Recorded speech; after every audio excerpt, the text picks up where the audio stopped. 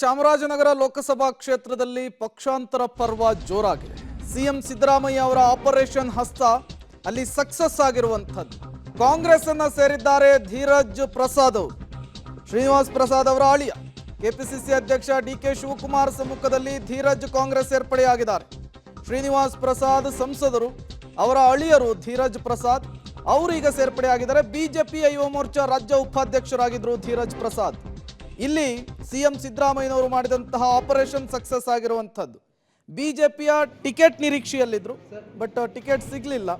ಬಾಲರಾಜು ಅವರಿಗೆ ಟಿಕೆಟ್ ಅನ್ನು ಕೊಡಲಾಯಿತು. ಸಹಜವಾಗಿ ಅವರಿಗೆ ಬೇಸರ ತಂದಿತ್ತು. ಟಿಕೆಟ್ ಸಿಗುತ್ತೆ ಅನ್ನುವ ಕಾರಣಕ್ಕೆ ಸರ್ಕಾರಿ ಹುದ್ದೆಯನ್ನು ಕೂಡ ತೊರೆದಿದ್ರು ಅವರು.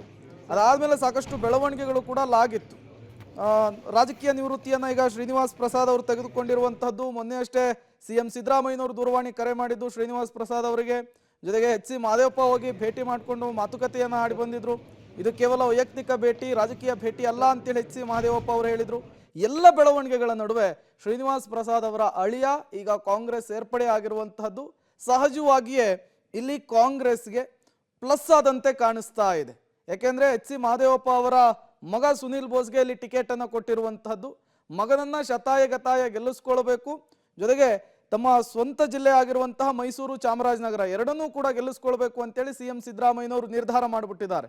ಅದೇ ನಿಟ್ಟಿನಲ್ಲಿಯೇ ಬಿಜೆಪಿಯಲ್ಲಿರುವಂತಹ ಒಂದಿಷ್ಟು ಪ್ರಭಾವಿಗಳನ್ನ ಕಾಂಗ್ರೆಸ್ಗೆ ಸೆಳೆಯುವಂತಹ ಕೆಲಸ ಆಗಿತ್ತು. ಮೊನ್ನೆ ಅಷ್ಟೇ ಎಸ್ ಟಿ ಸೋಮಶೇಖರ್ ಅವರ ಆಪ್ತರೊಬ್ಬರನ್ನ ಕಾಂಗ್ರೆಸ್ಗೆ ಸೇರ್ಪಡೆ ಮಾಡಿಕೊಳ್ಳಲಾಗಿತ್ತು. ಸಿಎಂ ಸಿದ್ದರಾಮಯ್ಯನವರು ಎಸ್ ಟಿ ಸೋಮಶೇಖರ್ ಅವರೇ ಕಳಿಸ್ಕೊಡ್ಸಿದ್ದು ಅನ್ನುವಂತಹ ಮಾತುಗಳನ್ನು ಕೂಡ ಬಹಿರಂಗ ವೇದಿಕೆಯಲ್ಲಿ ಆಡಿದ್ರು.